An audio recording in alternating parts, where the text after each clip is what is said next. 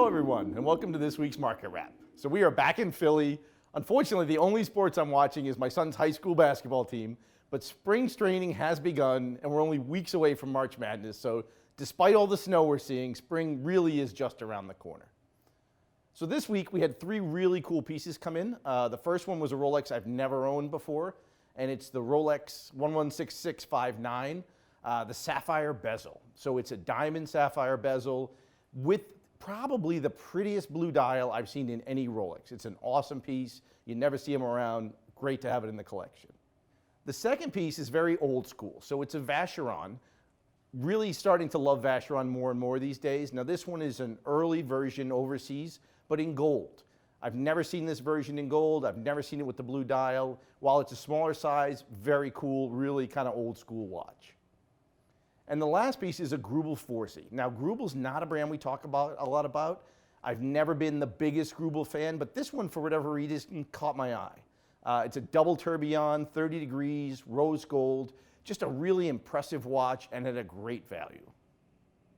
So the market continues to strengthen. I'm starting to feel like I'm a broken record on that, but it's really been busy. And this week I was reading an article from Rob Corder, who's from Watch Pro. It's one of the sites I always read. And it's something I found really interesting, talking about watches and wonders for 2021. So for those of you who don't know watches and wonders, it's kind of the outgrowth of the old SIHH. Something we used to go to every year. It was the big show for launches. And this year, they're going to have 40 brands scheduled to do a virtual launch, April 7th to 13th. Now, I'm excited for this because obviously we love to see new product. This is going to be Rolex, Patek, Cartier, all running down. And just wondering though, I wonder if it's really going to be the best thing for some of these smaller brands. So anytime there's Rolex in the room or Patek in the room, obviously they're going to suck a lot of the oxygen out of the room. And one of the things we've really enjoyed over the past year, kind of our virtual living, has been this consistent introduction schedule. You know, it felt like every week a new watch was popping up. It gave us something to talk about all the time. So Moser launched the Green Dragon, when Snoopy launched, when Lange launched three pieces, kind of out of the blue. It had their moment in the sun, and everybody talked about those watches for a week, maybe 2 weeks. And then the following week, we had something else to talk about, review, criticize, make fun of. It was just awesome.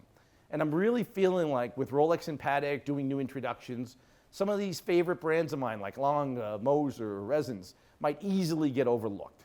Now, I'm kind of hoping that the small independents will be independent enough to keep some releases to run throughout the course of the year.